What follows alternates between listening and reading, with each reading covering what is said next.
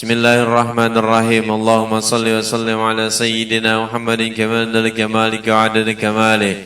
Allahumma ya muyassir yassir wa ya mudabbir rabbir wa ya musahhir sahhir sahhir kul asir bijahil bashirin nazir. La yasma na'udzu bika min haula'il arba. Rabbi israh li sadri wa yassir li amri wahlul 'uqdatam min lisani yafqahu qawli. Allahumma akhrijna min zulumatil wahmi wa akrimna bi nuril fahmi. وافتح علينا بمعرفة العلم وسهل الفضل وانصر علينا من هجينا برحمتك يا أرحم الراحمين والحمد لله رب العالمين.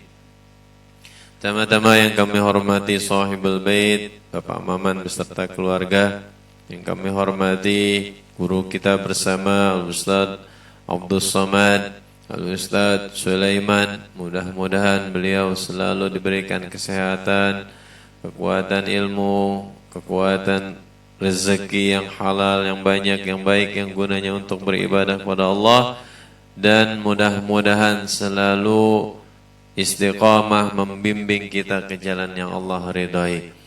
Para bapak-bapak jamaah taklim Babur Rahmah setiap malam Ahad yang dirahmati Allah Subhanahu wa taala. Puji dan syukur marilah kita panjatkan hadirat Allah Subhanahu wa taala di malam Ahad yang penuh keberkahan ini. Kita dapat melaksanakan satu kewajiban kita, talabul ilmi.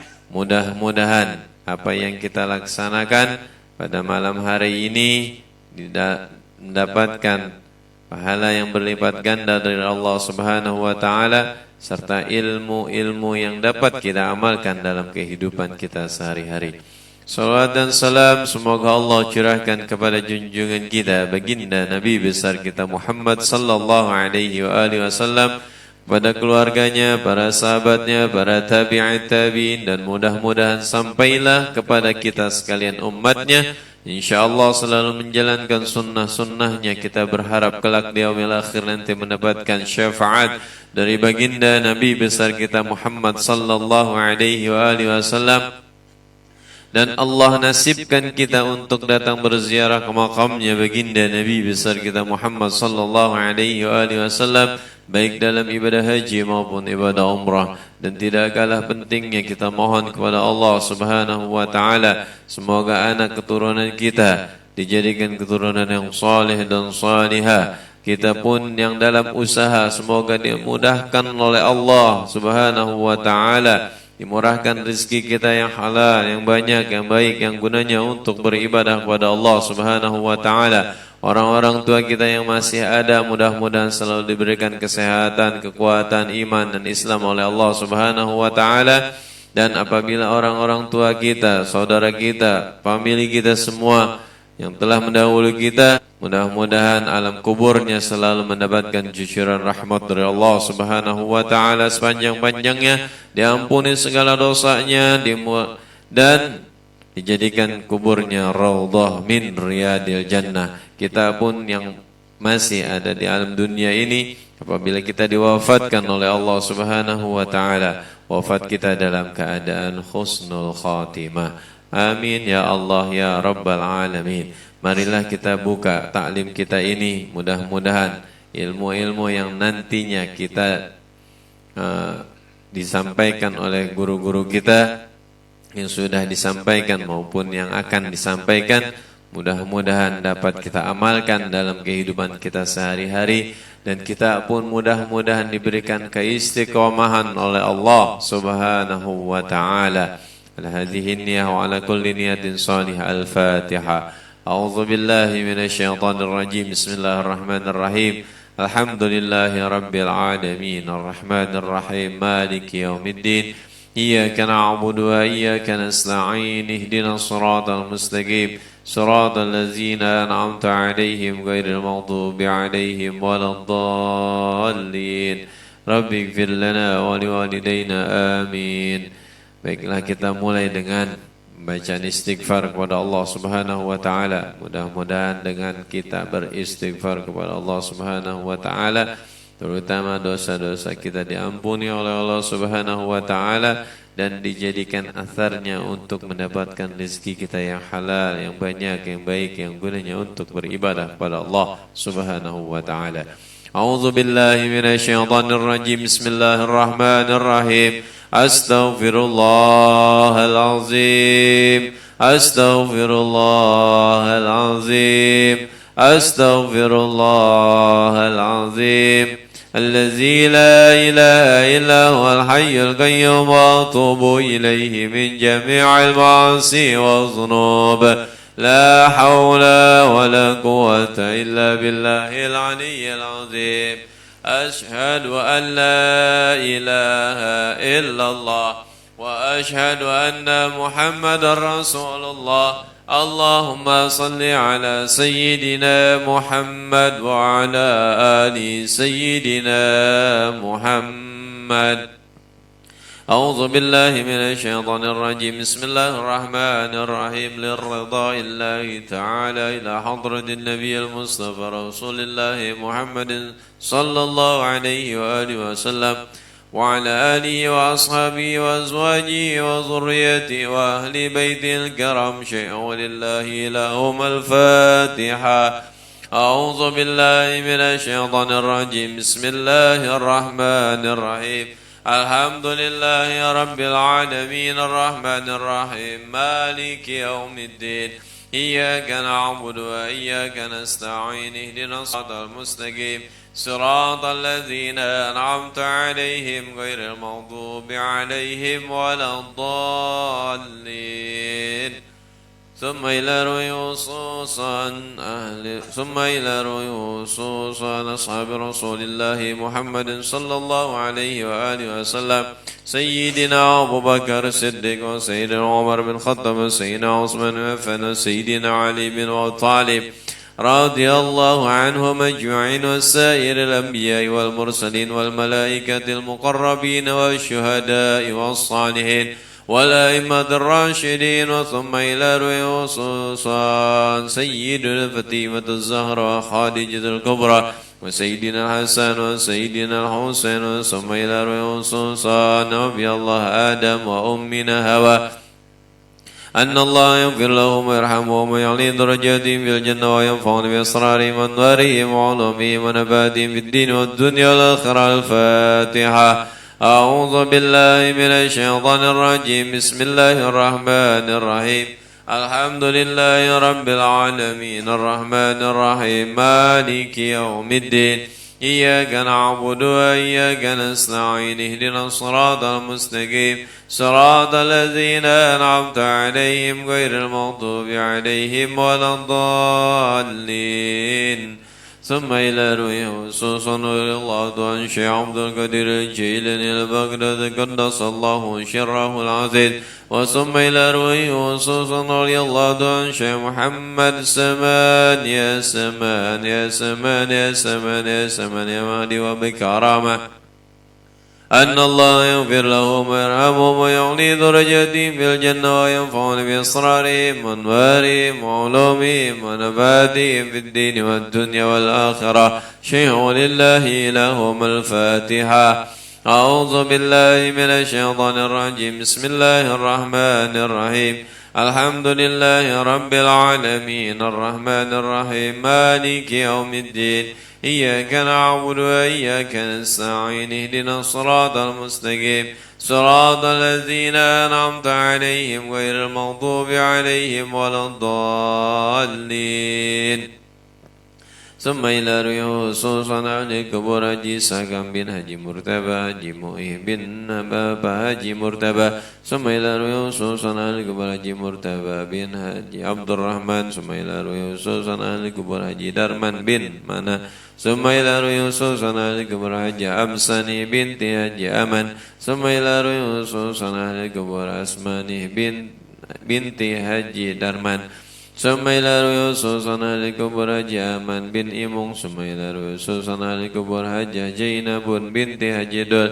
ثم إلى رؤوس صنعان كبر حجي سنة بنت حجي سيان. ثم إلى رؤوس صنعان كبر وإيشان بن kecil, summa ila ususan ahli kubur Ma'sani binti Minin, summa ila ususan ahli kubur Hajiah Munhani binti Hajiran, summa ila ususan ahli kubur Narsi binti Haji Minan, summa ila ususan ahli kubur Mana bin Damirin, summa ila ususan ahli kubur Masidah binti Sibin, summa ila ususan ahli kubur Nabil Murtaba, summa ila ususan ahli kubur Salih bin Haji Darman, summa ila ususan ahli kubur Hajah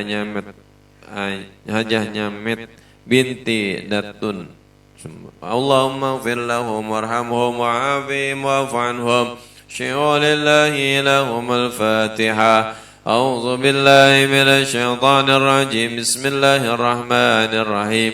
الحمد لله رب العالمين الرحمن الرحيم مالك يوم الدين إياك نعبد وإياك نستعين اهدنا الصراط المستقيم صراط الذين أنعمت عليهم غير المغضوب عليهم ولا الضالين. Kita sebutkan ahli kubur kita masing-masing. Summa ila ruhi khususan ahli kubur.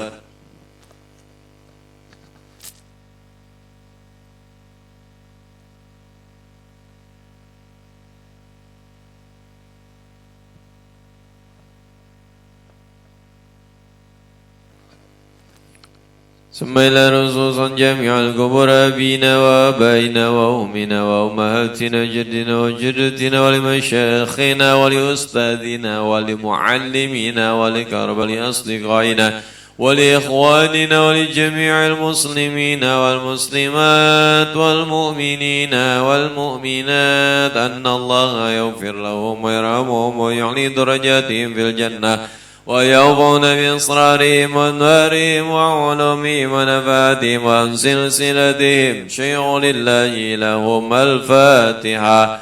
أعوذ بالله من الشيطان الرجيم. بسم الله الرحمن الرحيم. الحمد لله رب العالمين الرحمن الرحيم مالك يوم الدين إياك نعبد وإياك نستعين اهدنا الصراط المستقيم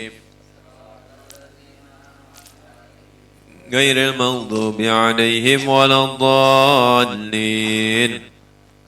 أعوذ بالله من الشيطان الرجيم. بسم الله الرحمن الرحيم. ياسين والقرآن الحكيم إنك لمن المرسلين على صراط مستقيم تنزيل العزيز الرحيم لتنذر قوما ما أنذر آباؤهم وهم غافلون لقد حق القول على أكثرهم فهم لا يؤمنون إنا جعلنا في أعناقهم أغلالا فهي إلى الأذقان فهم مقمحون وجعلنا من بين أيديهم صدا ومن خلفهم صدا فأغشيناهم فهم لا يبصرون وسواء عليهم أنذرتهم أم لم تنذرهم لا يؤمنون إنما تنذر من اتبع الذكر وخشي الرحمن بالغيب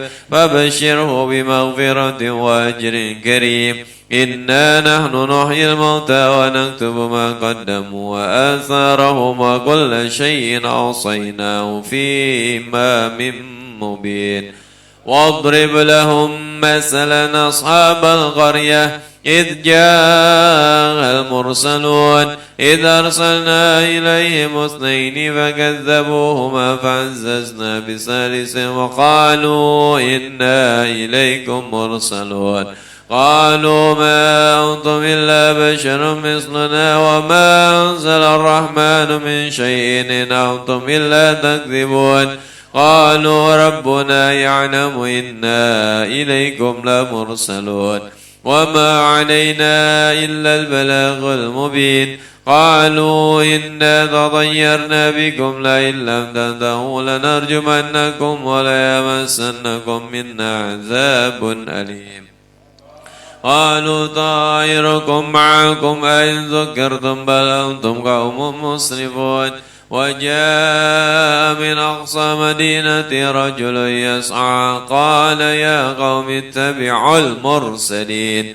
اتبعوا من لا يسألكم أجرا وهم مهتدون وما لي لا أعبد الذي فطرني وإليه ترجعون أتخذ من دونه آلهة إن يردني الرحمن بضر لا تغن عني شفاعتهم شيئا ولا ينقذون إني ذل في ضلال مبين إني آمنت بربكم فاسمعون قيل ادخل الجنة قال يا ليت قومي يعلمون بما غفر لي ربي وجعلني من المكرمين وما أنزلنا على قومه من بعده من جود من السماء وما كنا منزلين إن كانت إلا صيحة واحدة فإذا هم خامدون يا حسرة على العباد ما يأتيهم من رسول إلا كانوا به يستهزئون ألم يروا كما أهلكنا قبلهم من القرون أنهم إليهم لا يرجعون وإن كل لما جميع لدينا محضرون وآية لهم الأرض الميتة وأحييناها وأخرجنا منها حبا فمنه يأكلون وجعلنا فيها جنات من نخيل وعنب وفجرنا فيها من العيون ليأكلوا من ثمره وما عملته أيديهم أفلا يشكرون سبحان الذي خلق الأزواج كلها مما تنبت الأرض ومن أنفسهم ومما لا يعلمون وآية لهم الليل نسله منه النهار فإذا هم مظلمون والشمس تجري لمستقر لها ذلك تقدير العزيز العليم والقمر قدرناه منازل حتى عاد كالأرجون القديم لا الشمس ينبغي لها أن تدرك القمر ولا الليل سابق النهار وكل في فلك يسبحون وآية لهم أنا حملنا ذريتهم في الفلك المشحون وخلقنا لهم من مثله ما يركبون وإن نشأ نغرقهم فلا صريخ لهم ولا هم ينقذون إلا رحمة منا ومتاعا إلى حين وإذا قيل لهم اتقوا ما بين أيديكم وما خلفكم لعلكم ترحمون وما تأتيهم من آية من آيات ربهم إلا كانوا عنها معرضين وإذا قيل لهم أنفقوا مما رزقهم الله قال الذين كفروا للذين آمنوا أنطعم من لو يشاء الله أطعمه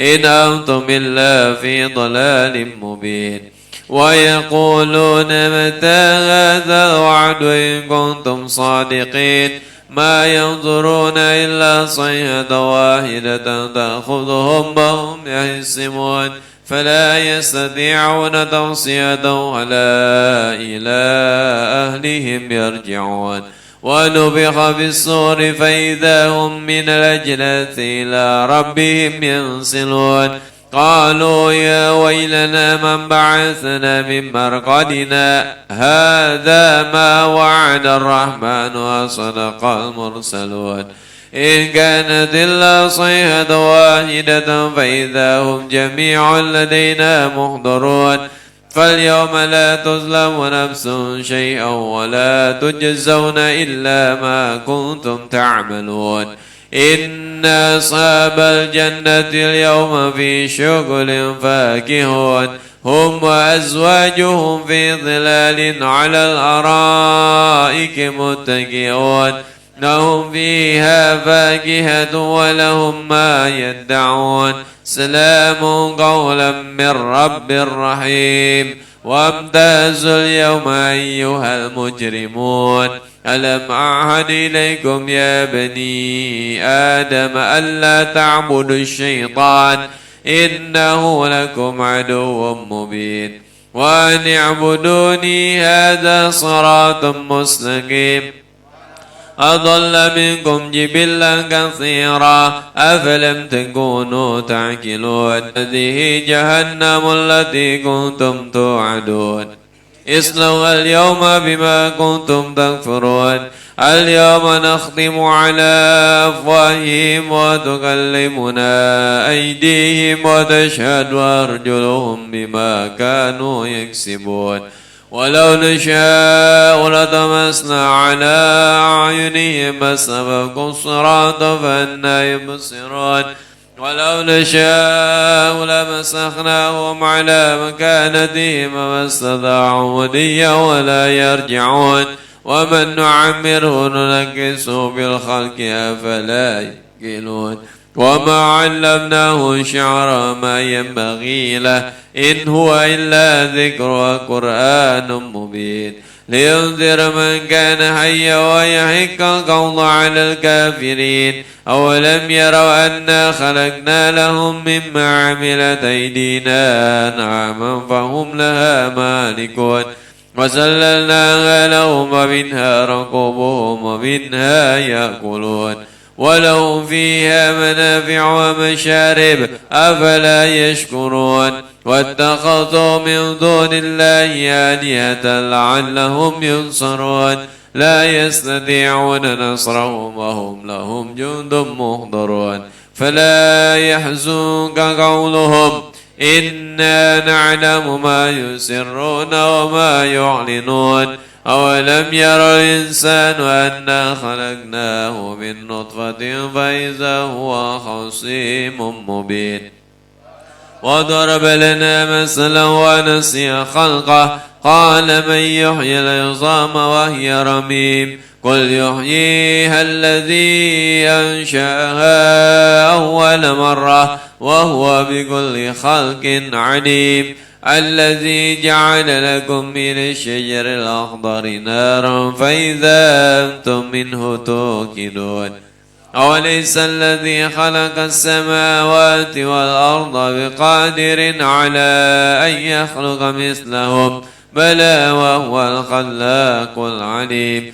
إنما أمره إذا أراد شيئا أن يقول له كن فيكون فسبحان الذي بيده ملكوت كل شيء وإليه ترجعون صدق الله العظيم بسم الله الرحمن الرحيم قل هو الله أحد الله الصمد لم يلد ولم يولد ولم يكن له كفوا أحد بسم الله الرحمن الرحيم قل هو الله أحد الله الصمد لم يلد ولم يولد ولم يكن له كفوا أحد بسم الله الرحمن الرحيم قل هو الله أحد الله الصمد لم يلد ولم يولد ولم يكن له كفوا أحد الله أكبر لا إله إلا الله الله أكبر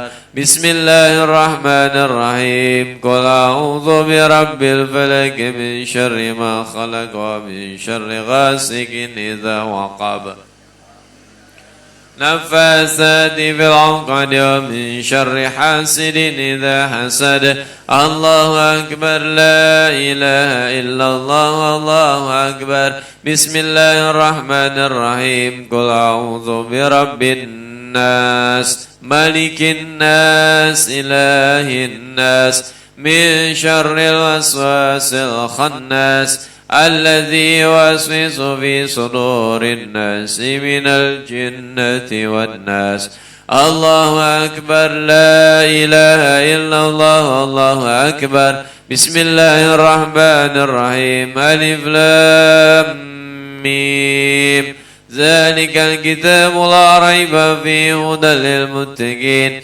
الذين يؤمنون بالغيب ويقيمون الصلاة ومما رزقناهم ينفقون والذين يؤمنون بما أنزل إليك وما أنزل من قبلك وبالآخرة هم يوقنون أولئك على هدى من ربهم وأولئك هم المفلحون وإلهكم إله واحد لا إله إلا هو الرحمن الرحيم الله لا إله إلا هو الحي القيوم خذه سنة ولا نوم له ما في السماوات وما في الأرض من ذا الذي يشفع عنده إلا بإذنه يعلم ما بين أيديهم وما خلفهم ولا يحيطون بشيء من علمه إلا بما شاء وسع كرسيه السماوات والأرض ولا يؤوده حفظهما وهو العلي العظيم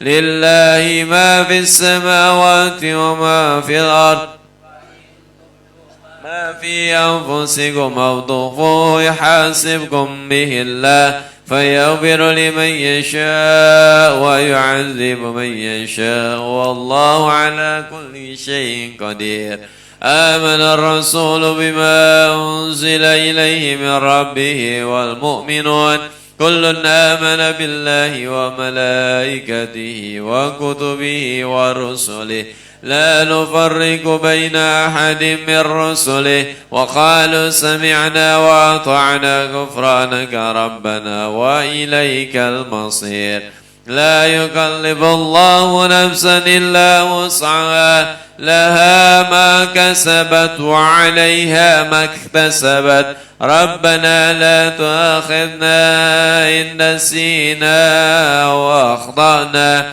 ربنا ولا تحمل علينا إصرا كما حملته على الذين من قبلنا ربنا ولا تحملنا ما لا طاقة لنا به واعف عنا واغفر لنا وارحمنا واعف عنا واغفر لنا وارحمنا واعف عنا واغفر لنا وارحمنا أنت مولانا فانصرنا على القوم الكافرين أستغفر الله العظيم أستغفر الله العظيم أستغفر الله العظيم أفضل الذكر فاعلم أنه لا إله إلا الله حي موجود لا إله حي معبود لا إله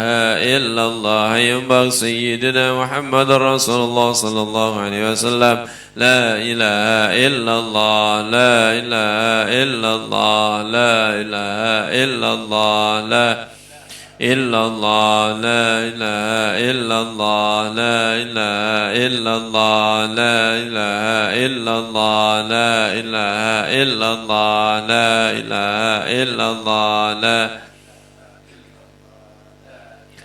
إلا الله لا إله إلا الله لا إله إلا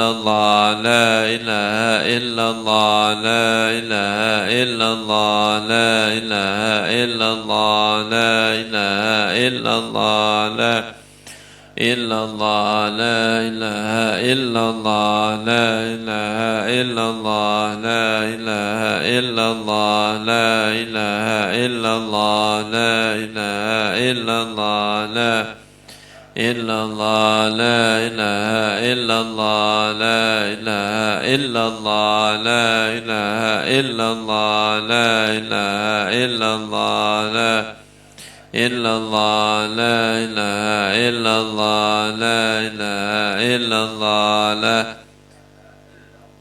لا إله إلا الله لا إله إلا الله لا إله إلا الله لا إله إلا الله لا إله إلا الله لا إله إلا الله لا إله إلا الله لا إله إلا الله لا إله إلا الله لا إله إلا الله لا إله إلا الله سيدنا محمد رسول الله لا إله إلا الله سيدنا محمد رسول الله. اللهم صل على سيدنا محمد. اللهم صل عليه وسلم. اللهم صل على سيدنا محمد. اللهم صل عليه وسلم. اللهم صل على سيدنا محمد. اللهم صل عليه وسلم. اللهم صل على سيدنا محمد. اللهم صل عليه وسلم. اللهم صل على سيدنا محمد. يا ربي صل عليه وسلم. اللهم صل على سيدنا محمد. يا ربي صل عليه وسلم. حسبنا الله ونعم الوكيل، نعم المولى ونعم النصير. حسبنا الله ونعم الوكيل، نعم المولى ونعم النصير. حسبنا الله نعم المولى ونعم النصير. حسبنا الله ونعم الوكيل، نعم المولى ونعم النصير. حسبنا الله ونعم الوكيل، نعم المولى ونعم النصير. حسبنا الله ونعم الوكيل، نعم المولى ونعم النصير. حسبنا الله ونعم الوكيل، نعم المولى ونعم النصير. يا الله يا الله يا الله يا الله يا الله يا الله يا الله يا الله يا الله يا الله يا الله يا الله يا لطيف يا لطيف يا لطيف يا لطيف يا لطيف يا لطيف يا لطيف يا لطيف يا لطيف يا لطيف يا لطيف يا لطيف. الله لطيف بعباده يرزق من يشاء وهو القوي العزيز. سبحان الله وبحمده سبحان الله وبحمده سبحان الله وبحمده سبحان الله سبحان الله وبحمده سبحان الله وبحمده سبحان الله وبحمده سبحان الله وبحمده سبحان الله وبحمده سبحان الله العظيم وبحمده. اللهم صل على حبيبك سيدنا محمد وآله وصحبه وسلم. اللهم صل على حبيبك سيدنا محمد وآله وصحبه وسلم. اللهم صل على حبيبك سيدنا محمد وآله وصحبه وسلم. اللهم صل على حبيبك سيدنا محمد وآله وصحبه وسلم. اللهم صل على حبيبك سيدنا محمد وعلى آله وصحبه وبارك وسلم أجمعين. اللهم صل على حبيبك سيدنا محمد وعلى آله وصحبه وبارك وسلم أجمعين. لا إله إلا الله محمد رسول الله صلى الله عليه وسلم. كلمة حق عليها نحيا وعليها نموت وعليها نبعث إن شاء الله تعالى من الآمنين برحمة الله والكرام.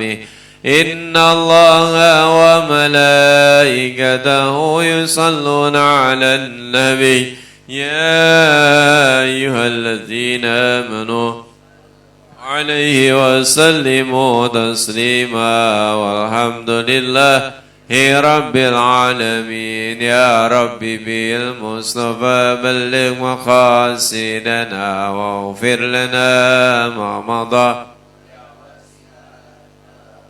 يا ربي بالمصطفى بلغ مقاصدنا واغفر لنا ما مضى يا واسع الكرم. يا ربي بالمصطفى بلغ مقاصدنا واغفر لنا ما مضى يا واسع الكرم يا ربي بالمصطفى بلغ مقاصدنا واغفر لنا ما مضى يا واسع الكرم يا رسول الله سلام عليك يا رفيع السن والدرج يا رسول الله سلام عليك يا رفيع السن والدرج يا رسول الله سلام عليك يا رفيع السن والدرج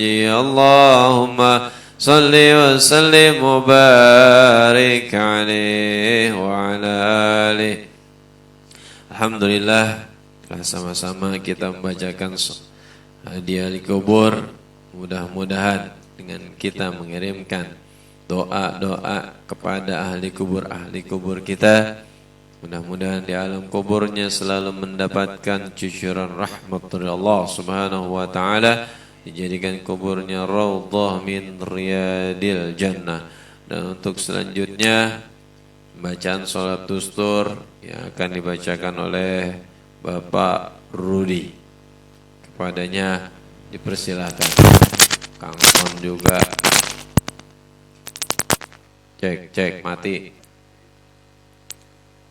cek mati, cek mati, cek mati, cek mati, cek mati, cek mati. Hidup.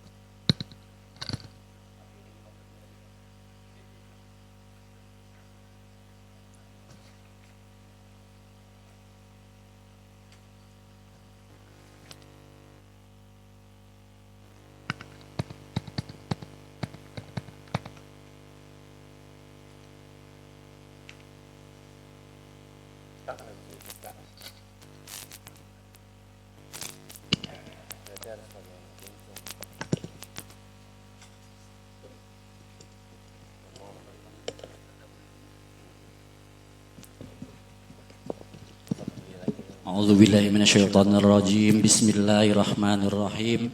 Assalamualaikum warahmatullahi wabarakatuh.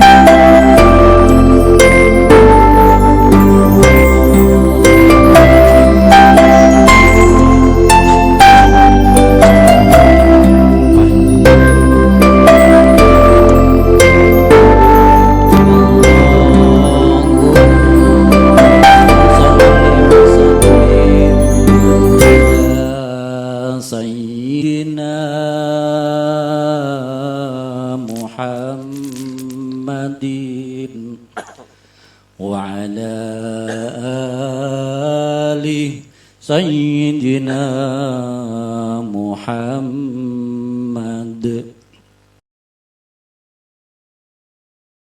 Al-aman, al-aman min zawalil iman wa min fitnati syaitan.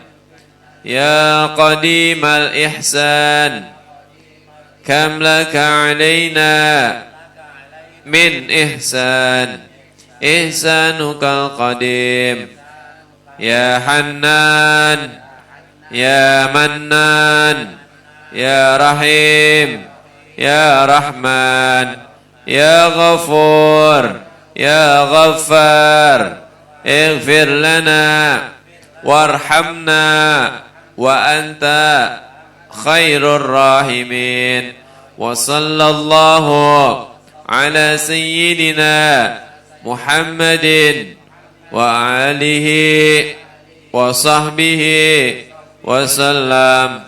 Walhamdulillahi rabbil alamin. Alhamdulillah telah sama-sama kita membacakan sholawat, dilanjutkan dengan al-aqidatul mujmalah. Setelah kita baca sholawat, mudah-mudahan kita mendapatkan syafaat dari baginda Nabi besar kita Muhammad sallallahu alaihi wasallam baik di dunia maupun di akhirat kelak.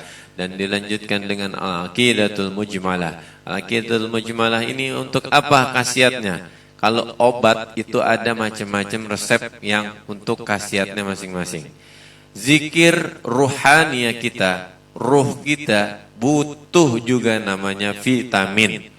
Ini vitaminnya untuk apa? Untuk menguatkan keimanan dan keislaman kita kepada Allah, ketakwaan kita kepada Allah Subhanahu wa taala. Tadi yang kita baca la ilaha illallah itu KTP-nya kita. KTP-nya keimanan kita kepada Allah Subhanahu wa taala. Dah, untuk selanjutnya marilah kita dengarkan bersama-sama mutiara ilmu yang akan disampaikan oleh guru kita Al-Ustaz Abdus Somad. Kepadanya dipersilakan dengan penuh hormat. Sallu ala Muhammad.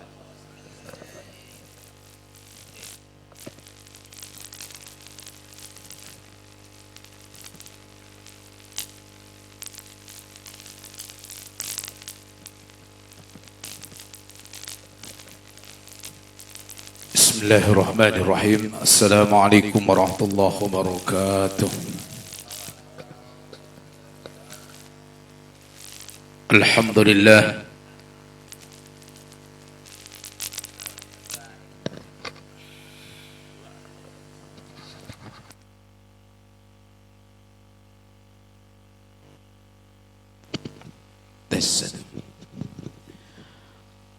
Alhamdulillah.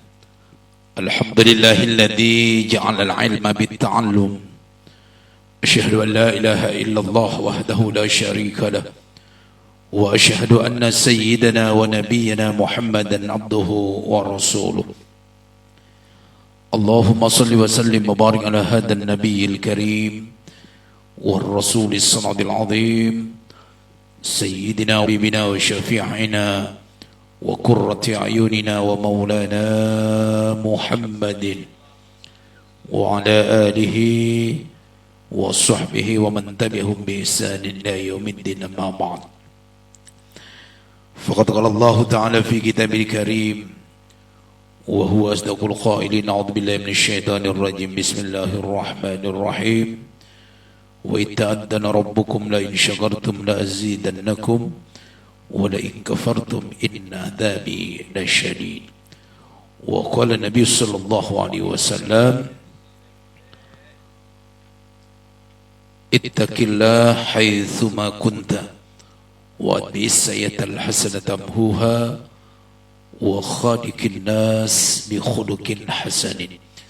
صدق الله العظيم وصدق رسول الحبيب الكريم ونحن على ذلك من الشاهدين والشاكرين والحمد لله رب العالمين.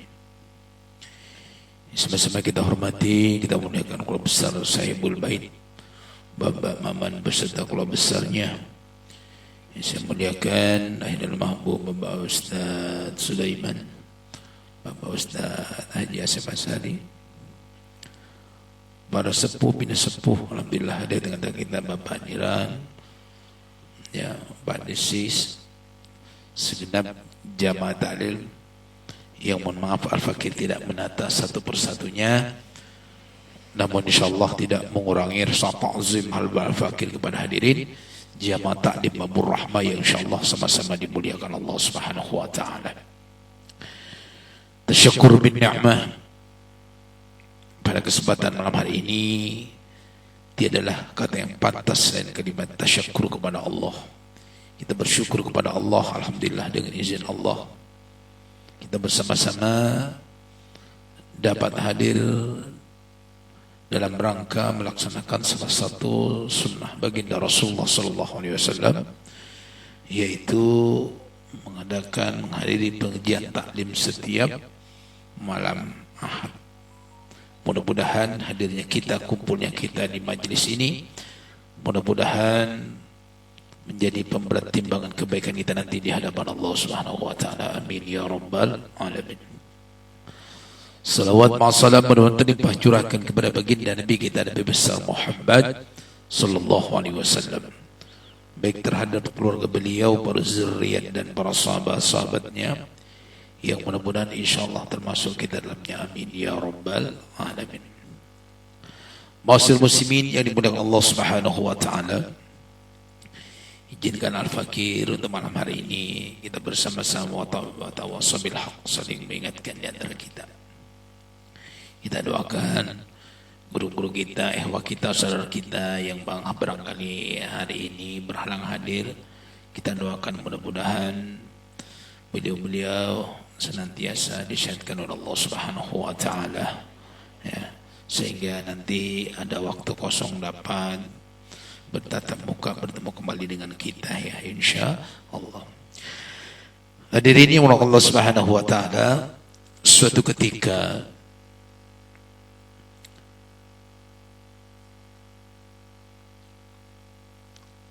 Sayyidina Husain pernah bertanya kepada ayahnya yang bernama Sayyidina Ali.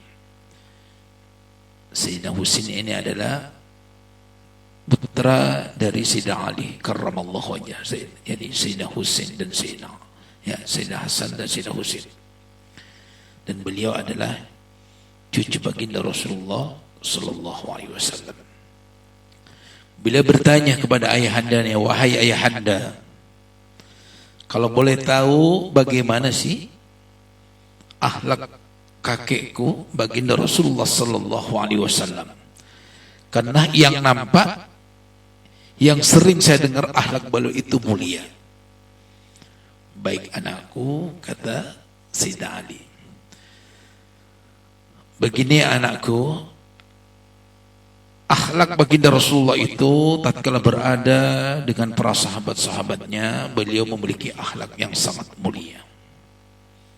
Yang mudah-mudahan ini bisa kita jadikan ibrah nanti. Ya.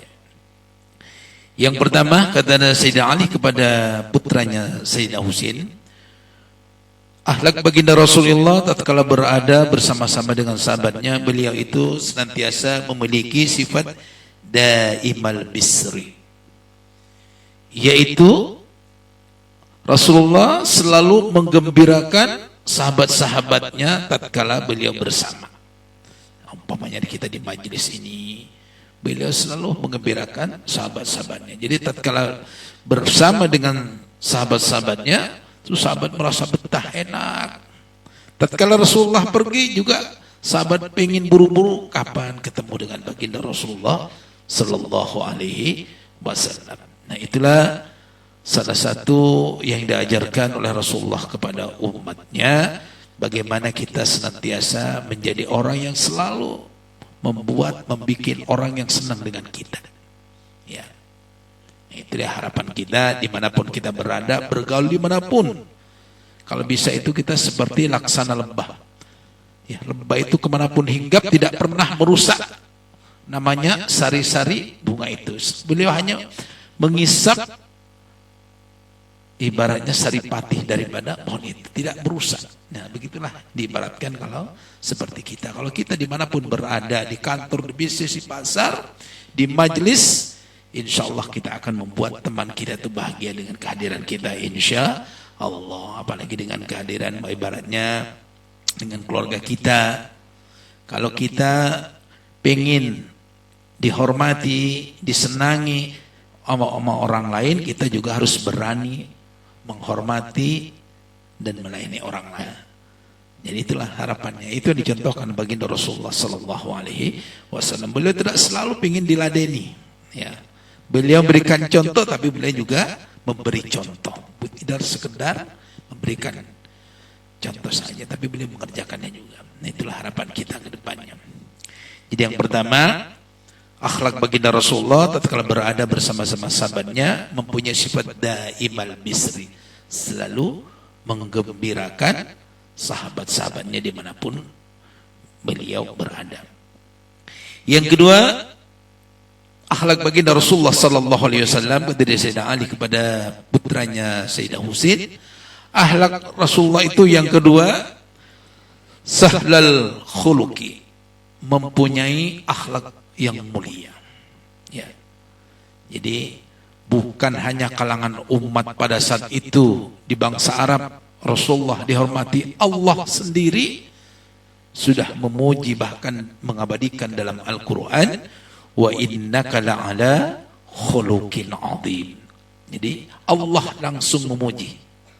Bahkan dalam ayat lain, laqad kana lakum fi rasulillahi uswatun hasanah. Kalau kita mencari contoh teladan yang baik, contoh baginda Rasulullah sallallahu alaihi wasallam. Kalau makanya andai kata kita mau sombong, ya malu kita kepada Rasulullah. Apa yang tidak ada pada baginda Rasul? Beliau ibadahnya luar biasa, yang tidak ada bandingannya. Sampai-sampai Sayyidah Aisyah bertanya, ya Rasulullah, kenapa engkau masih beribadah sedangkan kakinya sudah bengkak? Apa kata baginda Rasul? Afala abdan syakura, salahkah aku wahai istriku kalau saya beribadah seperti ini? Itulah apa artinya Rasulullah meskipun sudah dijamin masuk surga, sudah maksud, tapi tetap beliau tetap ibadah kepada Allah Subhanahu wa ta'ala. Itulah yang barangkali kalau kita mencontoh 100% sungguh tidak sanggup bagaimana ibadahnya baginda Rasulullah sallallahu alaihi wasallam. Yang ketiga, beliau mempunyai sifat layyinul janib, hatinya sangat lembut. Ya, itu Rasulullah ya. Tatkala beliau diejek, dihina, beliau tidak langsung membalas. Suatu ketika beliau akan beribadah, melaksanakan sholat, beliau setiap hari selalu mendapatkan godaan, bahkan hinaan, tapi beliau tidak marah. Terus setiap hari dengan akhlak inilah, makanya pada saat itu umat di luar Islam berbondong-bondong karena akhlaknya baginda Rasulullah sallallahu alaihi wasallam. Kalau kita mencontoh baginda Rasul, masya Allah, beliau mau ibadah diganggu di jalan, diludahi, dikutin kotoran, tapi beliau tetap sabar. Beliau doakan, beliau tidak membalas kejahatan orang tersebut, tapi beliau bahkan mendoakan suatu hari nanti orang ini dibukakan hatinya untuk menerima cahaya Allah Subhanahu wa ta'ala. Alhamdulillah dengan izin Allah, orang tersebut diberikan hidayah oleh Allah. Akhirnya beliau memeluk agama Islam karena akhlaknya baginda Rasulullah sallallahu alaihi wasallam. Yang keempat, Rasulullah itu mempunyai sifat wala ayyabin, tidak pernah menyakiti hati orang lain. Nah, ini yang perlu kita garis bawahi. Ya, namanya manusia, lisan tidak bertulang. Salamatul insan fi hifdil lisan. Keselamatan manusia terletak pada bagaimana beliau mengeluarkan kata-kata. Ya, beliau suatu ketika Rasulullah itu dijamu oleh para sahabatnya. Tatkala dijamu oleh sahabatnya, nggak tanggung-tanggung disediakan kurma satu piring. Begitu senangnya sahabat tatkala Rasulullah memakan kurma itu satu demi satu dimakan. Sahabat sebelahnya melirik, kok saya nggak dibagi oleh Rasulullah ya? Makan terus sampai satu piring itu, kalau bahasa kita nih, habis. Selesai dimakan, begitu senangnya tuan rumah. Jadi tatkala kita pada saat malam hari ini disediain makanan, minuman, kopi juga harus dihabiskan. Ini luar biasa senangnya tuan rumah. Insya Allah, mudah-mudahan apa yang sudah dicerukan oleh saya belum baik menjadi milik keberkahan. Insya Allah. Tatkala selesai, beliau disuguhkan oleh makanan, beliau pulang dengan sahabatnya. Di tengah perjalanan sahabat bertanya, wahai Rasulullah, kenapa kami tidak ditawarkan kurma ini satu atas ini? Begini sahabatku, bagaimana kamu melihat orang yang menyediakan kurma kepadaku? Senangkah hati dia? Oh subhanallah ya Rasul, senang banget melihatnya Rasul sampai makan tuh dihabisin satu-satu.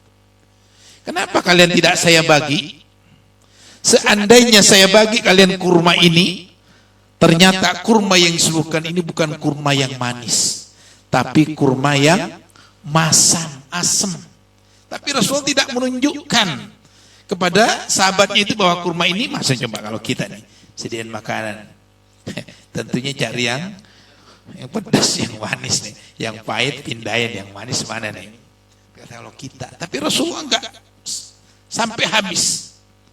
Akhirnya sahabatnya ngerti, oh begitulah anak Rasulullah. Ya. Jadi sengaja tidak menawarkan para sahabat bukan karena pelit Rasulullah, tapi tidak mau mengecewakan orang yang memberikan kurma tadi. Tentu sahabat ini pada saat mencobai kurma asam dikasih. Itu yang dikhawatirkan Rasulullah, takut sampai terucap sahabatnya tatkala mencobai kurma tadi, tapi Rasulullah tidak sampai habis. Jadi artinya apa? Nah inilah hati ini, lisan ini yang perlu kita jaga ya, karena luar biasa nih lisan ini efeknya. Bahkan kalau kita diomongnya dengan hal yang tidak baik, nanti di pengadilan Allah kita akan ditagih oleh Allah Subhanahu wa Ta'ala. Jangan sampai kita nanti bangkrut di hadapan Allah. Orang kita rajin sholat, rajin taklim, rajin ibadah, qiyamul lail, tapi sering menyakiti lisan kita kepada teman-teman kita, tetangga kita, maka pada saat nanti di yaumil barzah, orang yang pernah kita sakiti akan meminta balasan, akan meminta tebusan. Maka tebusannya apa? Amal kebaikan-kebaikan di dunia itu nanti akan diberikan di hadapan Allah Subhanahu wa Ta'ala. Na'udzubillahi min dzalik. Itulah harapan kita. Jadi kita bukan bangga ya kita pakai surban, pakai jas dan sebagainya, karena itulah bukan dinilai itu oleh Allah, tapi inna akramakum indallahi atqakum. Sesungguhnya orang yang paling mulia di hadapan Allah bukan karena keturunannya, tapi bagaimana orang itu ibadahnya kepada Allah Subhanahu wa Ta'ala. Amin ya rabbal alamin. Yang terakhir, Rasulullah itu tatkala berkumpul dengan sahabatnya mempunyai sifat wala musahid. Orang Rasulullah ini tidak kikir, ya, tidak belit. Apalagi beliau ilmu yang beliau berikan tatkala sahabatnya minta, beliau berikan nasihat. Nah, tapi tadi ada yang kelupaan. Masalah lisan ini, para ulama itu membagi supaya kita itu terselamatkan dari hal-hal yang tidak benar di hadapan Allah Subhanahu wa Ta'ala. Lisanul barakah arba'un, kata ulama. Kalau lisan kita pengen berkah itu ada 4 hal, kata ulama. Yang pertama, lisanun likasratid dzikir. Lisan kita usahakan berbanyak berzikir kepada Allah. Ya, kalau lidah kita pengen berkah di hadapan Allah, perbanyak zikir kita kepada Allah. Yang kedua, lisanun lidzikri doa. Perbanyak kita berdoa kepada Allah, ingat kepada Allah, doa dimanapun kita berada, mau makan kita doa dan sebagainya. Ya. Yang ketiga, lisanun lidzikrin nasihah. Usahakan di lidah kita ini memperbanyak juga memberi nasihat, terutama buat diri sendiri. Ibda binafsik, nasihati diri kita sendiri. Ya. Kalau kita mungkin banyak kekurang sempurnaan ibadah kita nasihati diri sendiri. Yang keempat, supaya lisan kita berkah, lisanun idrikti tilawatil Quran. Lisan kita perbanyak maus membaca Al-Quran. Insyaallah kalau keempat hal ini kita terapkan dalam kehidupan kita, insyaallah lisan kita senantiasa mendapatkan keberkahan dari Allah Subhanahu wa Ta'ala. Amin ya rabbal alamin. Jadi terakhir, sifat baginda Rasul tatkala berada dengan sahabat-sahabatnya, beliau mempunyai sifat wala musahid.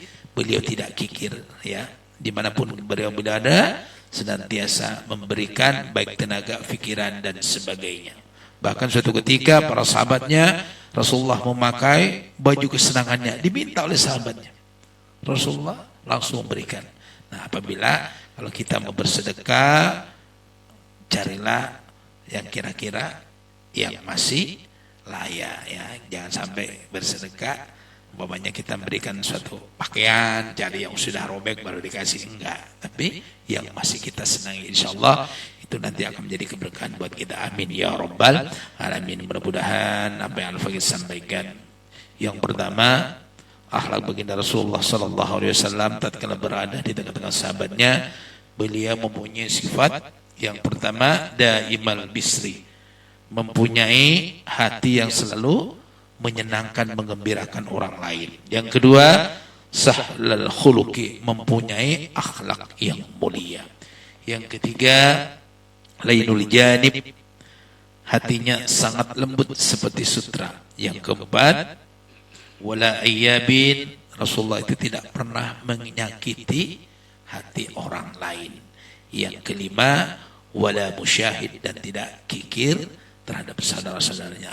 Mudah-mudahan keempat ini dapat kita amalkan step by step, satu persatu. Syukur-syukur bisa kan semuanya, insyaallah kehidupan kita akan senantiasa diberkahi oleh Allah Subhanahu wa taala. Amin ya rabbal alamin. Mohon maaf bila taufiq wal hidayah biridhah wal inayah. Assalamualaikum warahmatullahi wabarakatuh. Alhamdulillah, telah sama-sama kita dengarkan mutiara ilmu yang telah disampaikan oleh guru kita Al-Ustaz Abdul Samad. Mudah-mudahan apa-apa yang beliau sampaikan dapat kita amalkan dalam kehidupan kita sehari-hari. Kalau satu aja kita amalkan, istiqomah. Kita amalkan nih istiqomah terus menerus. Insya Allah yang lainnya tuh ngikutin juga, Pak. Kayak misalnya kita istiqomah untuk sholat subuh secara berjamaah di masjid misalnya nih. Terus saja kita berazam pada diri kita, berazam, berjanji pada diri kita untuk kita melaksanakan sholat subuh secara berjamaah di masjid. Sholat subuhnya belum dilaksanakan, kita melaksanakan sholat qobliyah subuh. Itu kalau kita sudah berazam, insya Allah dimanapun kita, insya Allah Allah akan tunjukkan untuk kita berjamaah. Ya kan? Insya Allah. Dah itu aja, mungkin takut kemalaman juga. Kita tutup dengan doa yang akan dipimpin oleh Bapak Niran Atam. Kepadanya dipersilahkan.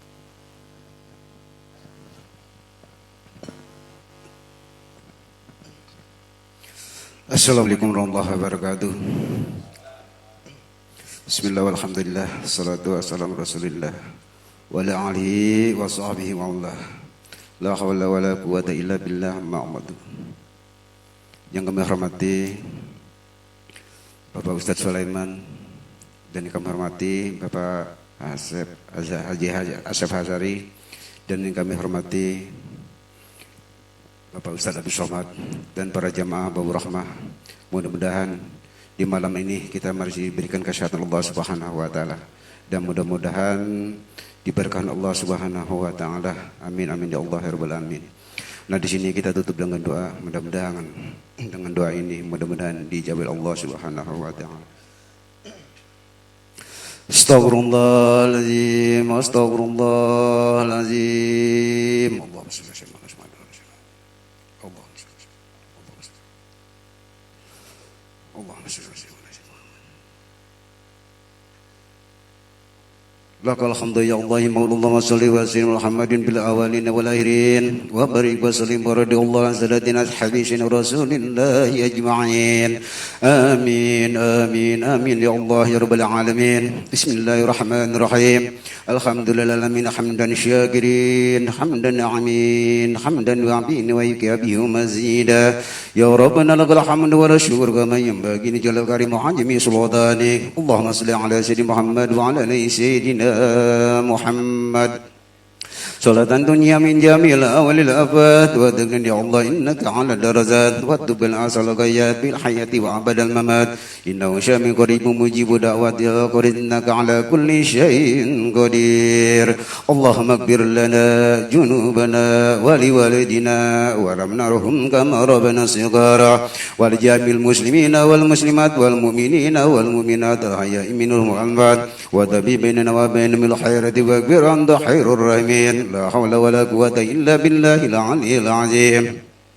اللهم اجعلني سببا قرنا حاجي محمد لا اله الا الله سبحان الله وبحمده وما سنك محمد صلى الله عليه وسلم حج المريض حاجة من الوسيلة ورحمة مما في ذلك ناجلة وبركة زميلة إلى فدي حبيبنا وشفينا محمد صلى الله عليه وسلم ثم إلى آبائه من الأنبياء المرسلين على كل منهم وصحابة أجمعين ثم إلى روح من استمنعون بسببها اجعل توبة منك إليها وطلب إن يديها اللهم هجاب من النار اللهم إدخلها من النار اللهم اغفر له ورحمه وابيا وابوانه اللهم اغفر لها ورحمه وابيا وابوانها اللهم اغفر لهم ورحمه وابيا وابوانهم اللهم انزلنا ومغفرة وشفنا أهل القبور من المؤمنين والمؤمنات والمسلمين والمسلمات يا فرجت وكبر عنهم سيئات ودهنا والأولياء والأمهات جهادنا سموت معنا عجير بكرة مرضية وادولي بودولي جنته إن الله وملائكته يصلون على النبي يا أيها الذين آمنوا صلوا عليه وسلموا تسليما اللهم شكر يدوك ولا ظنه ونعوذ بك من شراتك والنار اللهم تنقبل الخير والبركة وعب النعمة وبرزق وبقوة وبصحة وبسلامة وعافية وبرزنة اللهم بنا من كل بلاء وعذاب الآخرة واصرف عنا بحق المنازيم ونبيك الكريم صرنا عذاب الآخرة غفرنا رحمتك يا أرحم الراحمين اللهم إنا ذكر وشكر حسن عبادتك اللهم اهدم لنا بالإيمان واهدم لنا بالإسلام واهدم لنا بالخير واهدم لنا بالسعادة واهدم لنا حسن الخاتمة اللهم اجعلني شكورا واجعلني شكورا واجعلني من صغيرا وابني كبيرا اللهم أرنا الحق حقا وارزقنا اتباعه والباطل باطلا وارزقنا اجتنابه اللهم يا مدبر دبر يا ميسر يسير يا مستعين سهل سهل أمورنا وبلغ مقاصدنا وقضي حاجاتنا وسدد ديوننا ونور قلوبنا وصحح أجسادنا واصلح صدورنا وتمم مشروعاتنا وبارك أولادنا وأرزاقنا وعلومنا وكل ما أعطيتنا بفضلك ومنك يا أكرم الأكرمين اللهم نسألك سلامة بالدين والدنيا والآخرة والعافية بالجسد وجدا بالعلم وبركة برزق وتوبة قبل الموت ورحمة عند الموت ومغفرة اللهم إنا يا الله بشكرة الموت ونجاة من النار وعفا عند الحساب ربنا زد قلوبنا بعد إذ هديتنا وهب لنا من لدنك رحمة إنك أنت الوهاب ربنا هب لنا من أزواجنا وذريتنا قرة أعين واجعلنا للمتقين إماما ربنا ظلمنا أنفسنا وإن لم تغفر لنا وترحمنا لنكونن من الخاسرين ربنا آتنا في الدنيا حسنة وفي الآخرة حسنة وقنا عذاب النار صلى الله عليه محمد وعلى آله وصحبه وسلم بسبحان ربك رب العزة عما يصفون وسلام على المرسلين والحمد لله رب العالمين الفاتحة أعوذ بالله من الشيطان الرجيم بسم الله الرحمن الرحيم الحمد لله رب العالمين الرحمن الرحيم مالك يوم الدين إياك نعبد وإياك نستعين اهدنا الصراط المستقيم صراط الذين أنعمت عليهم غير المغضوب عليهم ولا الضالين آمين وابو أن يا كريم برحمتك يا أرحم الراحمين اللهم بحق الفاتحة بشر الفاتحة وقرمة الفاتحة وموززة الفاتحة يا فرج الهم يا كاشف الغم يا منع عباده ويكبر الهم ولا دافع البالي يا الله ولا دافع البالي يا رحمن ولا دافع البالي يا رحيم يا الله بيا يا الله بيا يا الله بحسن الخاتمة يا الله بيا يا الله بها يا الله بحسن الخاتمة يا الله بها يا الله بها يا الله بحسن الخاتمة دعواهم سبحانك الله وتحية بيا سلام وآخر دعواهم الحمد لله رب العالمين قبول يا الله.